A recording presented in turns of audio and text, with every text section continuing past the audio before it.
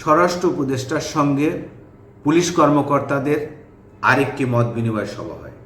এই সভাটি অত্যন্ত ইন্টারেস্টিং। এখানে পুলিশ সদস্যরা, কর্মকর্তারা মন খুলে কথা বলেন, তাদের দুঃখ কষ্ট, ক্ষোভ, চাওয়া পাওয়ার কথা বলেন, নাগরিকদের সেবার উন্নয়নের মানের কথা বলেন এবং পুলিশ সংস্কারের জন্য, পুলিশের লজিস্টিক সাপোর্টের জন্য তারা কথা বলেন। আমি 3 জন কর্মকর্তার প্রস্তাবের বিষয়ে আপনাদের সঙ্গে আলোচনা করব।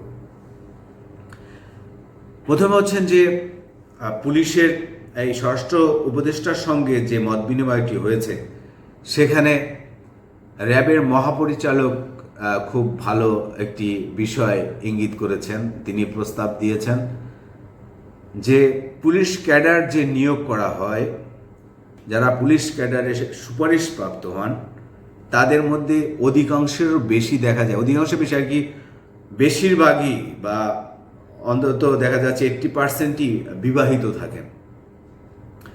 র্যাবের মহাপরিচালক দাবি করেছেন যে, প্রস্তাব করেছেন যে যারা এই পুলিশ ক্যাডারে নিয়োগের সুপারিশের ক্ষেত্রে যেন অবিবাহিতদের সুপারিশ করা হয় এবং এটি যেন আগেই দেখা হয়, অর্থাৎ সুপারিশের আগেই যেন দেখা হয়, বা আবেদন করার ক্ষেত্রে বা ক্যাডার চয়েসের ক্ষেত্রে যেন ওখানে যারা যারা অবিবাহিত থাকবে তারাই যেন আসলে আবেদন করতে পারেন, এরকমের একটি তিনি প্রস্তাব দিয়েছেন। এর কারণ হচ্ছে যে যারা পুলিশ ক্যাডারে বেশিরভাগই যেহেতু বিবাহিত সুপারিশপ্রাপ্ত হয়, সেজন্য তারা যোগদানের পরেই তাদের দায়িত্ব পালন, ডিউটি, পদায়ন, বদলি নিয়ে একটা জটিলতা হয়, ছুটি ছাটা নিয়ে একটি জটিলতা হয়।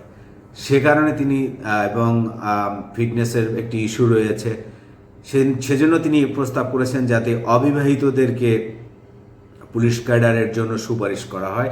তিনি এই প্রস্তাবটি দিয়েছেন।